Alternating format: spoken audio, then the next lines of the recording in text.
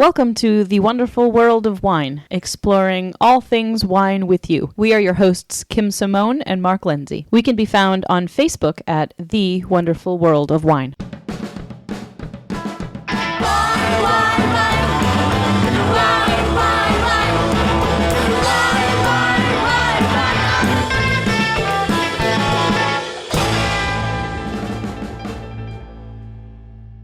Today's topic is a subject that a lot of people ask us about, which is sulfites in wine. And specifically what we wanted to talk about is this new device on the market that claims to be able to remove the sulfites from your wine. You're so into these new technologies when it comes to wine, Mark. What was your initial reaction to the idea of something that could take sulfites out of a wine? Gadgets, yeah. Gadgets. I love my gadgets. And, two interesting things is sulfites, always the big topic we get questions about all the time, and then to invent gadgets to help remove them from your wine. It's very interesting. This was a device that the University of Kansas is developing, and it's a throwaway device, which is different than the other gadgets that are on the market today. Right. So it's something that you would pour your wine through, and there would be a material or a medium there that would sort of filter out the sulfites and hopefully not filter out all the other things that give wine its personality and its character and its flavor. Yeah, I like the idea that it's a throwaway, and I believe it was going to be less than $1 per unit. The other gadget that was out there, I think it's ULO. Is that how you pronounce it? ULLO. I think it's either Swiss or it was like an aerated device that you pour the wine through to remove the sulfites, but it cost $80. So then you could clean it and use it again, whereas this device from Kansas is going to be like a strip. You just pour it through and then you throw it away. So I like the consumable idea behind it. Rather than having one expensive gadget. This would only really be an issue for you if you felt that you had a sensitivity to sulfites. And a lot of people tend to think that if they have any negative reaction to drinking wine, that, oh my goodness, it has to be the sulfites because there's that warning on the label that says contains sulfites. But I would tell people to be cautious in blaming the sulfites for all the problems that you experience with your wine. If you get a headache after drinking too much, chances are it's not the sulfites. You probably just had a little bit too much alcohol. So I would just say be a little cautious when thinking about these things that are saying that they're going to take something specific like sulfites out of your wine. So the idea would be removing something you feel is not a natural thing in the wine, which it is a natural component of the wine. Would you use this, Kim? I personally would not. I don't have any issues with sulfites in wine. That's me personally. I think that there needs to be a little bit better education out there and something that would tell people, or at least try to convince people that sulfites are not this boogeyman that a lot of people seem to think that they are. There are other chemical components in wine, whether naturally occurring or not, that could be doing a little bit more damage to your body if consumed in excess than the sulfite. There are way, way higher sulfite levels in a lot of other food products that people eat that you don't even know about. There's not a whole lot of awareness about it because they're not necessarily labeled on the package. So I think sulfites have become something that a lot of blame is placed on just because of lack of knowledge. We hear that all the time. People, they just get afraid of seeing that a wine contains sulfites. It's that warning label that really does scary, it, I think. And they don't want any, what they assume is an additive in the wine. So,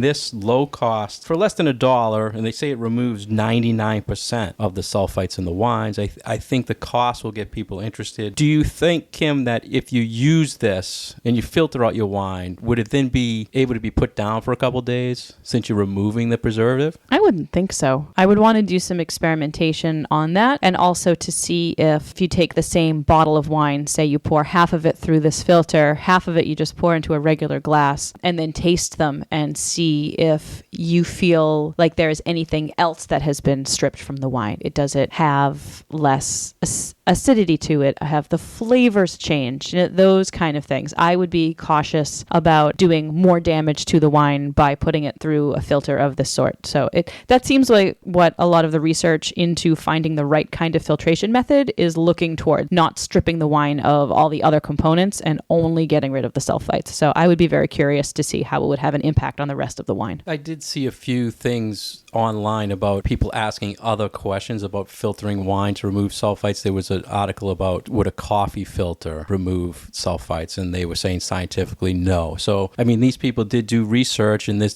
paper disposable product does work. So it'll be interesting to trend and see where this goes. Yeah.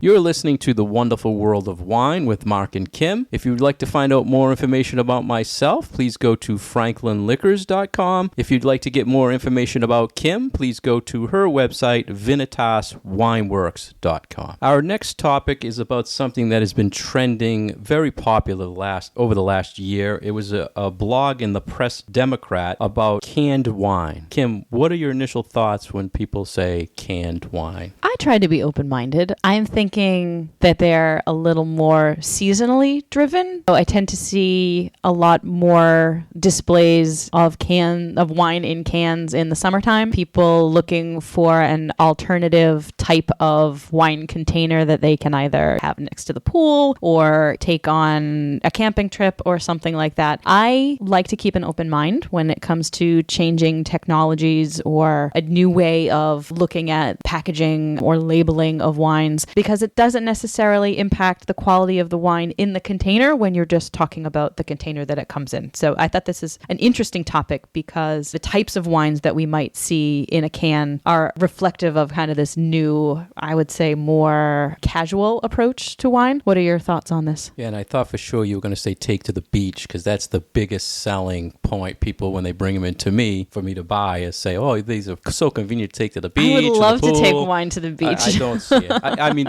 there are some numbers that are really interesting. 6.4 million canned wines were sold in 2015, and that increased to 14.5 million in 2006, so 125% increase. So this is what I get hit with all the time. You have to get on the canned wine. It's popular. It's trending. Oh, and I don't know, but I'm now seeing more evidence of this going to take off, because when a winery wants to can the wine, so they produce a wine and they want to can it, what they generally do is call a mobile canning truck. So instead of saying bottled by on the can, you'll say canned by. Well, of course, that makes sense. It's a little truck that shows up, but what's happening is it's so popular that these trucks, the scheduling is a nightmare. So they'll have the wine ready to put in can, but the truck is so backed up they can't schedule it. So one of the big guys, Gallo, is building or almost completed their own canning plant. So it would be the first canning only plant. So I think now you're going to see all the major brands in a can pack. Well, that's very interesting. It's sort of following what happens with like a custom crush facility, where you are growing grapes and you want to make wine, but you don't necessarily have all the money to put into buying the equipment to make the wine. You can go to these designated places, just bring all your grapes and make your wines there, or you can rent equipment and stuff like that. So that's very interesting, sort of the changing technologies and the changing mindsets. But you have to think of the practical side of it too. It's like, how are we actually going to get it in the can? Yeah. When a big corporation like that follows this trend and builds their own plant specifically for it, you know that this trend is a thing. And they were kind of saying it's a millennial trend. I don't see the trend yet in my retail, but we have to follow it. I wonder how long a wine in a can will last, as opposed to how long does a wine in a bottle last. We talk a lot about closures and screw caps versus corks and limited air exposure and all those sorts of things when we talk about wine and aging and potential and it going bad. And there's problems with bag in a box because the packaging inside the box is air permeable, so it only has a limited amount of time that it can spend on the shelf before it starts going bad. I wonder how much research there has been into the longevity of wine in cans. Yeah, that's a great point. The ones I've seen, I've not seen best by dates, whereas you were saying a box wine, they have dates. Yeah. They expire. So they do. I would think it's something that they can't determine yet because it's so new. Yeah. But for freshness, I would feel it will need some sort of shelf life dates. One of the other things that kind of bugs me on this whole thing, Kim, is the sizes. I've seen 187 milliliter size cans. I've seen 375 milliliter cans. I've seen 500 milliliter cans. So it doesn't seem like they've decided what is the standard size, a serving size in a can that people like. Do they consider one glass a 187 or one glass of 500 milliliter, it's a big difference. Yeah. And it adds to the price too, because if it's not a wine-based canned product, but it's a wine, you're talking, you could pay $15 for a 4-pack of 500 milliliter Pinot Noir. Would you buy that over a bottle, cost-wise? Yeah, I guess it depends. We sort of talked about this same exact thing when it comes to boxes of wine. If you have a 3-liter box of wine, that's the equivalent of 4 bottles of wine. So changing how you are perceiving the price that you're paying, it's like you need to think a little bit about, how does this break down into how much I'm paying by the glass or how much I'm paying by the traditional 750 milliliter bottle. Well, at least they're sticking to 187s and 500s and 375s and aren't doing something completely wacky like, 20 ounces. Can, yeah. 25 ounce natty ice can. A pint of wine. Yeah. I mean, would this be something, thinking you're grabbing it to go to a pool or a beach? I just don't know. You're picking up a 4-pack of wine to bring. So would you drink a bottle of wine when you're on the beach? Well, I also think it depends on what you're really using it for. I mean, you're not going to really bring a bottle of wine to the beach to consume in that environment that you want to spend a whole lot of time thinking about. I think, it's for pleasure, it's for enjoyment, it's for having something fun to drink, but not necessarily in the direction of this is a fine wine that I want to spend a lot of time smelling and swirling and sniffing and really getting to the ins and outs of. So for the fact that it has a place as a consumable that you don't need to think a whole lot about, I think it kind of fits. It kind of fits. For me, it's a retail nightmare because the number of sizes, then you have 4-packs, you have singles. What are we going to have? A mixed 6-pack of canned wine section now? It's just the options of how to sell it and how to present it on the shelf are just huge. But is that any different from what you see with different size beer cans and beer bottles? Yeah, well, that's the beer trend too, but it's never usually, wine has never usually followed that kind of retail space trend. That's kind of how I'm looking at it. So it's a whole new thing for you too. It's a new thing, and I'm still not on the bandwagon yet, but when there's these industry numbers, you have to look at it. The other thing that trends a lot too is that there's many reports that say don't crack the can and chug it out of the can, but then you're going to the beach, so were you going to pack a plastic glass? Yes. Yeah. So I mean, and there's some that come with straws. It's just an interesting trend that we have to tell people about. It's out there, and we like to know what you think. That's why they make acrylic wine glasses, so that you can bring them to the pool and they won't break.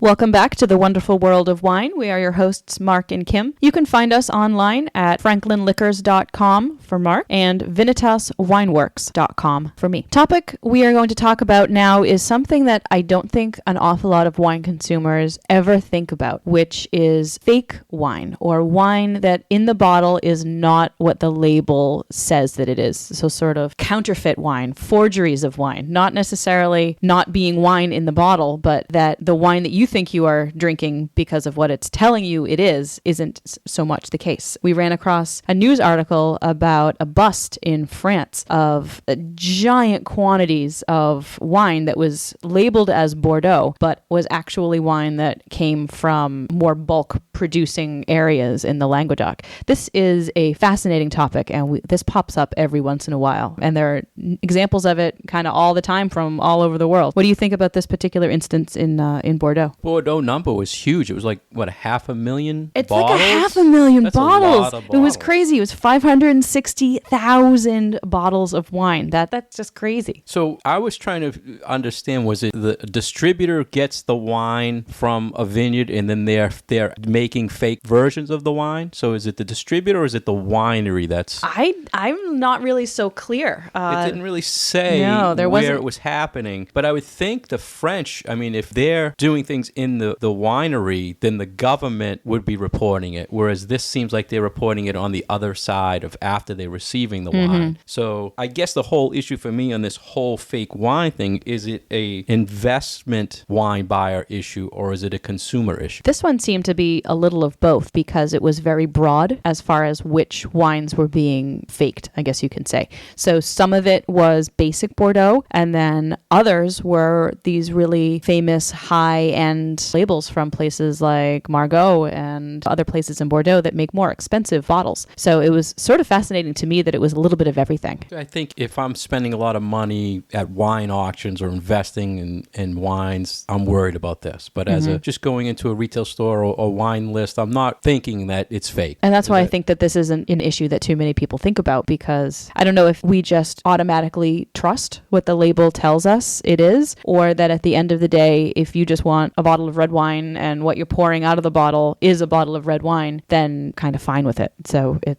I agree that I think it's these more high-end bottles and things that are going up for auction or are being used as investments that people need to be careful that the wine in the bottle is actually what it says on the label. It's not just limited to France. We hear these stories all the time in Italy and China doing a lot of things with faking out wine. But there was a few instances in the United States where there were these gentlemen who auctioned. They specialize in auctioning off wines, and they had such good palates that they could taste an expensive wine and replicate it in a lab, and they would save the labels and everything else. So that became a whole big criminal thing in the United States. Yeah, this has been going on for quite a few years, and it's been interesting to follow, and especially all the other specialists who had to come in and really be involved in this, people whose business it was to be able to spot a fake label, even a really, really well done fake label, and the shape of the bottle and the color of the bottle and all these other things that kind of went into this whole counterfeit scheme. And it was millions and millions and millions of dollars worth. And that's actually what got that particular gentleman in trouble. It was the label experts that caught just little tiny imperfections in the label. The wine was like perfection. What's your opinion, Kim, on could you tell, like if you drank a wine all the time, could you tell if something didn't seem right with the label? No, probably not. Labels change all the time.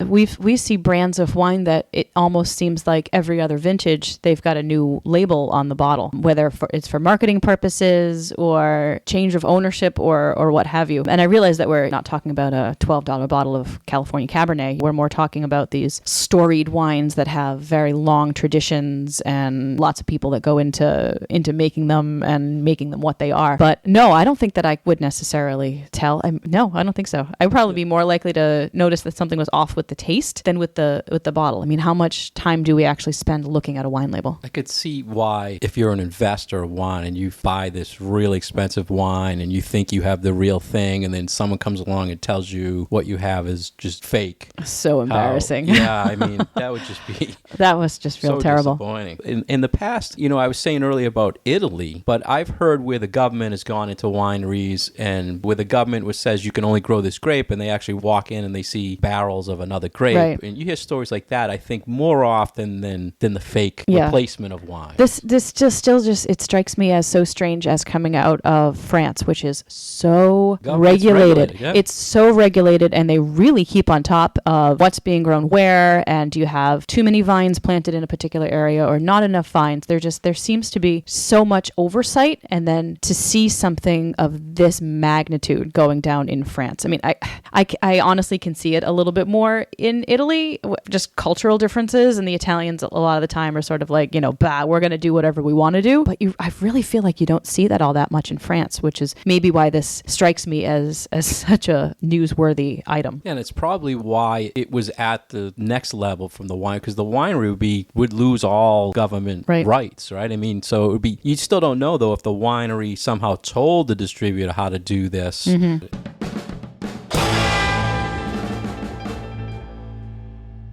You're listening to The Wonderful World of Wine with Mark and Kim, where we're exploring all things wine with you. If you'd like to get more information about Kim, please go to her website at vinitaswineworks.com. If you'd like to get more information about myself, please go to franklinliquors.com. Next, we're going to talk about vintage charts from one of our favorite sites, VinePair. Kim, do you use a vintage chart in any way? Maybe we should say what it is first. Not as much as I used to. So what a vintage chart is. So the vintage is the year that the grapes were grown and made into wine. Just, it's bare bones. That's what it is the year that those grapes were grown. And what a vintage chart is it will have a list down one side of the page of different regions of the world, and that will have a list along the top of the page of different years. And you can figure out what years were better years in certain regions. And sometimes it will tell you why it was a better year. Did they have perfect perfect weather, or did they have rain at an inopportune time? All sorts of things. Is it an earlier drinking wine? Is it something that you should hold on to? Little bits of information like that so that you can figure out when you are shopping for a wine or when you're trying to buy one off of a wine list that, oh, this particular vintage was a better year than another one. That's really what it comes down to, is trying to figure out, is this going to be a better bottle than some other one that we have? The problem with them is that they don't take individual wineries or individual vineyards into consideration. And there can be a lot of variables at play with how a winemaker has dealt with a particular vintage. And I would say 10, 15 years ago, I paid a little bit more attention to them than I do now. And that really is the whole point of this article in VinePair, is that vintages matter a whole lot less these days. Yeah, and they were trying to say winemaker versus consumer using the vintage chart. And you can find these, most major wine publications will put out their own version of the chart. So Wine Spectator, Wine Enthusiast, Robert Parker. Where I find myself using it more nowadays is because it went from a paper or a little pocket-sized chart. You can use an app now. You know me, my technology, my apps. So you can easily look something up. The problem being is most of the time when you compare one chart to another chart, they're different. So you can look at, say, Napa Cabernet or Napa Chardonnay and pick a year, and everybody you would think would be within 1 to 2 points of rating the vintage. So they'll rate it between 50 and 100. And I find that interesting that many times they're way off. The other thing they'll tell you is when to drink or when to hold it when it's reached its peak. Shoot. Yeah, it's like everything else in wine. You know, so much of it is subjective, and so much of it relies on one individual's opinion. And at the end of the day, that's really what it is it's an opinion. So you might have a lot of experience in tasting one particular wine from one particular region, so you kind of feel like you know a little bit more about how it's going to develop or how it's going to taste at a certain point in its life. But again, that's just one part of the whole thing about what the wine is going to taste like. So yeah, it's because it's so individual, and because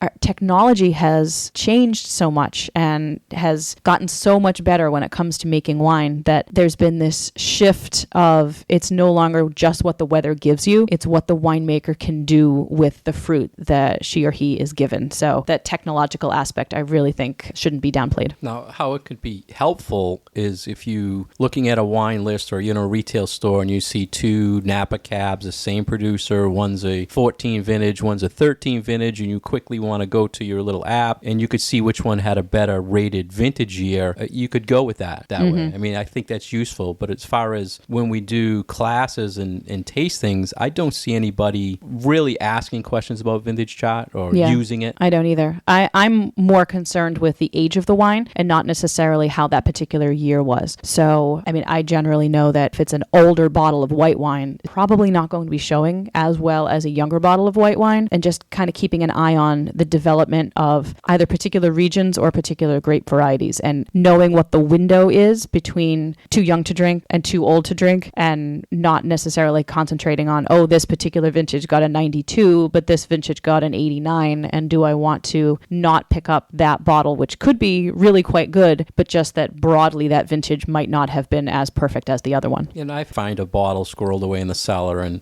wow, this must be horrible by now. And the child will say, yeah, it's past its peak. And then you open it and it's perfectly fine. That's happened to me too. It's really so individual. I mean, each bottle of wine is different from each other bottle of wine, even if they all came in the same case. There's all these variables, whether it's the cork, whether it's something happened on the bottling line. There's really no experience is key. The other thing we talk about a lot, Kim, is if this is not really a quality indicator of the actual vintage year to me, because say this year with all the wildfires in California, they had a bad year as far as things happening. Right. But the quality of the grapes were good. So they're going to rate the vintage good. So when you look at these charts, you think, wow, they had a great year, but they had horrible year. Yeah, really. It doesn't tell you everything that's going on. France was the same way. They had a terrible spring last year. Quantities of grapes that were lost just because of the weather at the wrong time. We still will see that this particular vintage in France will be rated highly because the quality of the grapes were good. And it's not going to say anything about the fact that the quantity was down like 50-60%. So that's one big point of these charts. It's not a quality indicator of how the year went as a grower. Right. It's more of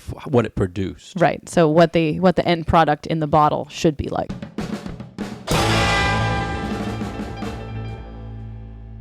Thank you for joining us for The Wonderful World of Wine. If you want access to the articles that we talk about or to hear a little bit more about what we do, go to our Facebook page at The Wonderful World of Wine. Cheers.